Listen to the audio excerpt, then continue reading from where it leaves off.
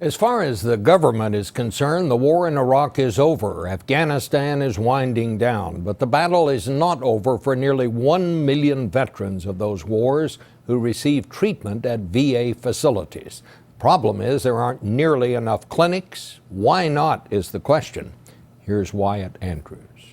Veterans deserve more. Darren Santini is an Iraq war veteran who resents what he calls the camper, this 30-foot RV in a Lake Charles, Louisiana parking lot, which the Veterans Administration uses as a clinic. It has one primary care doctor, but no specialist.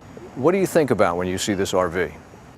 I think it's pretty pathetic because you have guys that live here, that fought for their country, did everything that was asked of them, and they come back and they get seen in a mobile home.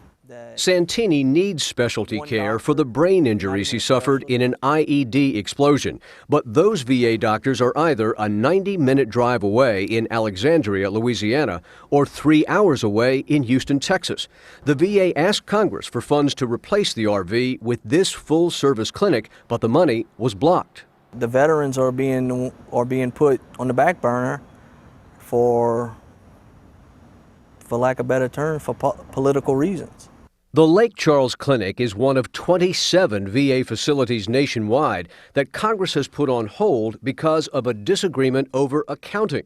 Typically, the VA rents clinic space from developers and Congress pays the bill every year. But last fall, the Congressional Budget Office studied the VA's rental agreements for the first time and concluded the clinics were government purchases, not rentals.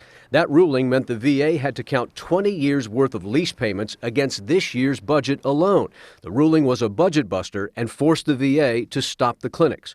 Congressman Charles Bustani of Louisiana represents Lake Charles. Do you agree with that ruling? I vehemently disagree with that. Bustani says the clinics are clearly rentals. Not building them, he says, delays medical care for more than 13,000 veterans just in his district. We need the flexibility to make sure that the health care is local for our veterans where they need it and when they need it. The 27 clinics put on hold were supposed to serve 340,000 veterans, most of them in rural areas where no clinic means no care. Outside the RV, former Marine Kelly Boussard said he often cancels his treatment for PTSD because of the 2-hour drive. That means I have to find a babysitter for my kids, because my wife works. If she stops working for that day for me to go to the doctor, we lose money on that. It's too far for us to drive.